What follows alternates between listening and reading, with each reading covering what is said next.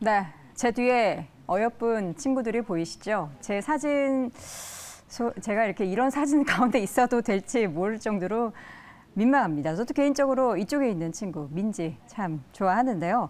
엔터주 오늘 하이브의 주가뿐만 아니라 전반적으로 굉장히 많이 오르고 있고요. 그 반면에서 2차전지 관련된 종목들은 왜 이러는지 수급도 그렇고 낙폭도 쉽게 줄여내지 못하고 있습니다. 빠른 화면 전환을 위해서 이분 바로 만나보도록 하겠습니다. 헤르메스 스탁의 하창원 본부장 함께합니다. 어서 오세요. 네, 안녕하십니까. 네, 괜히 입꼬리가 올라간 것 같은 건 제 기분 탓이겠죠? 아닙니다. 네, 자꾸 이렇게 잡아주지 마세요, 교수님. 이 뒤에 있는 친구들 참 좋아하시죠? 아, 그럼요. 엄청 좋아합니다. 누군지 아십니까? 아, 알고 있습니다. 누굽니까? 뉴진스. 그리고 여기는 르세라핌. 잘 아시네요. 그럼요. 예, 제 이름은 혹시 아, 모르시는군요. 여쭤보는군요. 예, 엔터주 이야기를 좀 해보도록 하겠습니다.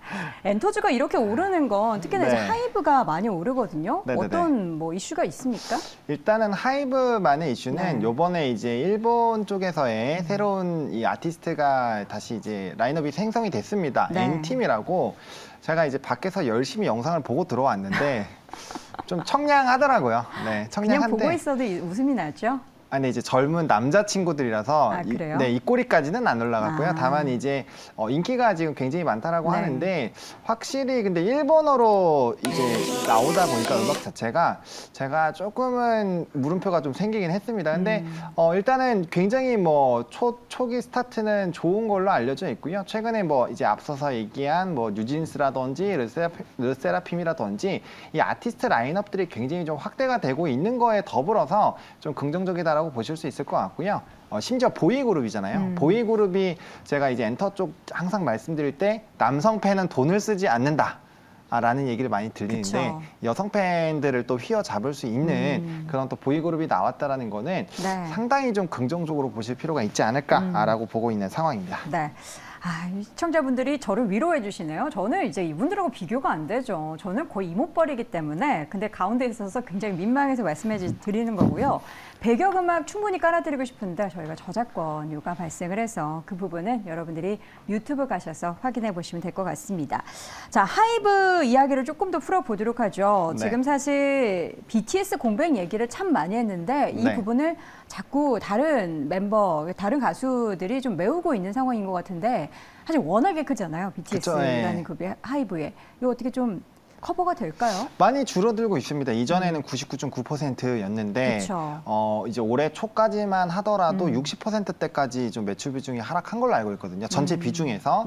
그리고 지금 이렇게 또 르세라핌 데뷔 잘 했고요. 그다음에 뉴진스 엄청 좋아해서 하이보이 엄청 많이 들었는데 좋게 흘러가고 있고 또 이렇게 또 일본 쪽에서 앨범 판매도 잘 되고 있으면 분명 비중이 점점 줄어들 겁니다. 그렇다고 해서 방탄소년단의 위상이 떨어지는 건 절대 아니죠. 군대 이슈가 있어서 그만큼의 파급력이 있다 보니까 부재하는 것에 대한 좀 걱정이 나왔었던 것 뿐이고요.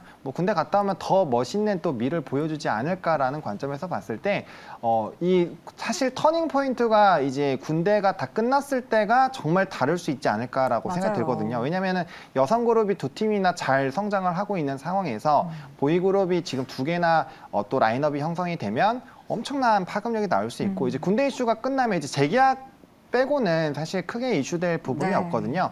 그렇게 됐을 때는 좀 훨훨 날아갈 수 있고 워낙 방탄소년단이 가지고 있는 이 IP 그리고 글로벌적인 이미지 자체가 워낙 독보적이기 때문에 향후 조금의 이런 시간은 걸릴 수 있겠지만 정말 나중에는 다른 모습이 또 나오지 않을까라고 기대하고 있습니다. 지금 화면에 보시는 것처럼 각 증권사에서 하이브에 대한 목표 주가를 모두 상향 조정을 한 것을 확인해 보실 수가 있습니다. 그런데 워낙에 주가가 많이 하락했기 때문에 기존에 기록했었던 30만 원 후반대까지 올라가려면 한참 멀었죠. 그런데 지금 하이브 내가 BTS 군대 얘기를 생각을 하면 저는 이제 개인적으로 빅뱅을 워낙에 좋아했었는데 빅뱅 우리 외의 멤버들이 군대 갔다 와서 활동을 안 하잖아요. 근데 빅뱅은 사실 좀 개별적인 이슈들이 좀 있었잖아요. 아티스트별. 그렇죠. 그래서 좀 예외가 될 수 있지 않을까라고 저는 생각을 하고 있습니다. 우리 BTS는 큰 문제 없이 군대 제대하고 다시 돌아왔으면 좋겠고요. 오늘 하이브가 많이 오르긴 하지만 탑픽 종목을 꼽자면 또 약간 이야기가 달라질 수 있을 것 같습니다. 저는 항상 탑픽은 JYP를 말씀을 드리는 게 일단은 JYP가 뭐 이런 이슈가 없습니다. 뭐 안 좋은 이슈가 없는 상황이고, 일단 기업에 대한 이런 이슈가 없는 상황이고, 사업의 포트폴리오 자체가 음반, 음원, MD 쪽으로 치중이 되어 있거든요. 네. 그러다 보니까 항상 이런 음원에 대한 이런 아티스트들의 활동이 좀 활발하게 진행이 될 때 가장 좋은 실적이 나오는 기업이고, 그래서 엔터사들 중에서 가장 실적 얘기하면은 단연 이제 JYP가 실적 좋을 거야라고 많이 얘기가 나오는 게 그런 이슈들이 있거든요. 게다가 이제 아티스트들은 7년차 계약이 굉장히 중요한데 네. 이번에 트와이스 같은 경우는 7년차에 전부 다 또 재계약했잖아요. 그렇죠. 사실 멤버들 사이에서는 약간의 좀 건강 문제가 있으신 분도 있었고 그러다 보니까 조금은 걱정이 있었는데 다행스럽게도 잘 마무리가 된 부분들이 네. 있어서 상당히 좀 긍정적이고 JYP 같은 경우 또 내년에 4팀이나 또 신규 아티스트 라인업이 있거든요. 그러다 보니까 최근에 또 데뷔하신 분들이 또 되게 잘 됐어요. 그러다 보니까 이런 르네상스 시기에 조금 들어가게 된다면 충분히 또 아티스트들도 잘 활동을 할 수 있지 않을까라는 부분에서 봤을 때 좀 긍정적이고 3분기 때 뭐 최대 실적 나왔고 네. 4분기 실적 역시나 기대가 되고 있어서 네. 만약에 엔터사들 중에서 좀 고른다면은 본업을 가장 잘하고 있는 JYP 엔터를 보시는 게 맞지 않을까라는 관점으로 보고 있는 상황이고 증권가 목표가도 네, 좋죠. 네. 자, 엔터지 얘기할 때 이렇게 우리가 밝게 얘기할 수 있었는데 2차 전지에 관련된 종목들이 최근에 단기적으로 분위기가 너무 달라졌습니다. 특히나 네. 이제 뭐 LG엔소 같은 경우는 공매도가 너무 많이 지금 출회가 되고 있는데 네. 왜 갑자기 이렇게 2차 전지 쪽에 확 공매도가 나오는 거죠? 갑자기 침울해졌는데. 네. 희비 교차 오늘 제목입니다. 네. 네.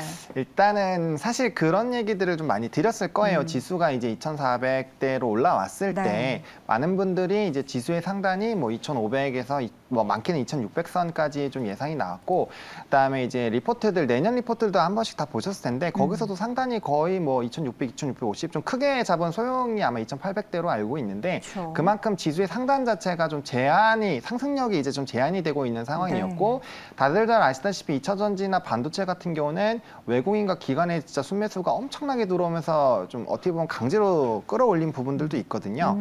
그러다 보니까 근데 이제 이런 종목군들이 상승을 계속 하는 거면은 이 지수의 상단 레벨도 당연히 높아져야 정상이거든요. 네. 근데 이제 지수의 상단 레벨 자체가 제한적이라는 거는 그만큼 올라올 만큼 올라왔다라는 인식이 커지고 있었던 상황이라는 거죠. 거기에다가 이제 수급이 계속적으로 들어오는데 여기에서 지금 굉장히 많이 들어온 수급에서 또 그거를 능가하는 수급이 단기간에 바로 들어오기가 좀 어려운 부분들도 있었고요. 그러다 보니까 아무래도 조금 지수가 눌리면서 차익 실현 매물들이 나오기 시작을 하고 거기에 따른 좀 부담감이 같이 나타나고 있는 것이 아닌가라고 보고 있고 그래서 말씀 주신 대로 공매도도 늘어나고 있고 그다음에 이전보다는 이런 수급적인 이탈들이 좀 있었던 부분들이 있어서 거기에 따른 좀 차익 실현 매물들이 나왔다라고 보시는 게 맞지 않을까라고 보고 있습니다. 요새 2차 전지 관련된 기업들 사이에서는 협업이 유행인가 봅니다. 네. 뭐 미국의 기업과 우리나라 기업 그리고 혹은 우리나라 자동차 기업과 우리나라 배터리 기업이나 아니면은 중국의 배터리 기업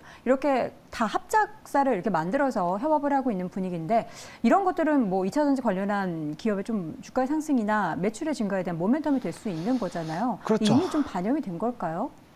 그렇습니다. 어느 정도는 반영이 됐고요. 네. 근데 이제 사실 2차 전지나 전기차 부분은 저는 상당히 좋게 보고 있습니다. 그래서 단기적으로 랠리가 나왔던 부분에서의 좀 차익이 나왔다라고 보시면 좋을 것 같고요. 뭐 단기적으로 뭐 경기 침체라든지 이런 얘기가 나오고 있다 보니까 뭐 자동차 수요도 혹시나 좀 꺾이는 것이 아닌가라는 불안감이 있는데 단연 전기차 같은 경우는 전 세계적으로 성장을 하고 있는 산업이고 이제 이 환경적인 부분으로 보시게 되더라도 결국에는 내연기관차에서 전기차나 수소차로의 전환은 계속 가속화가 될 수밖에 없습니다. 거기에 따라서 2차 전지에 따른 수요는 늘어날 수밖에 없어서 그런 부분에서 본다면 단연 좀 기대를 해보셔도 괜찮지 않을까라고 보고 있고요. 또 우리나라 이 기업들이 전 세계에서 굉장히 뭐 1위라고 해도 과언이 아닐 정도로 위상이 많이 높아져 있는 부분들이 있어서 이런 산업에 대한 구조적인 성장 흐름에 따라서 중장기적으로는 뭐 상승 기조를 유지를 할 거라고 생각을 하고 있습니다. 다만 이제 앞서 말씀드렸던 것처럼 이런 가격 상승적인 부분들 또 밸류적인 부담감들이 있다라는 부분들이 부분도 있고요.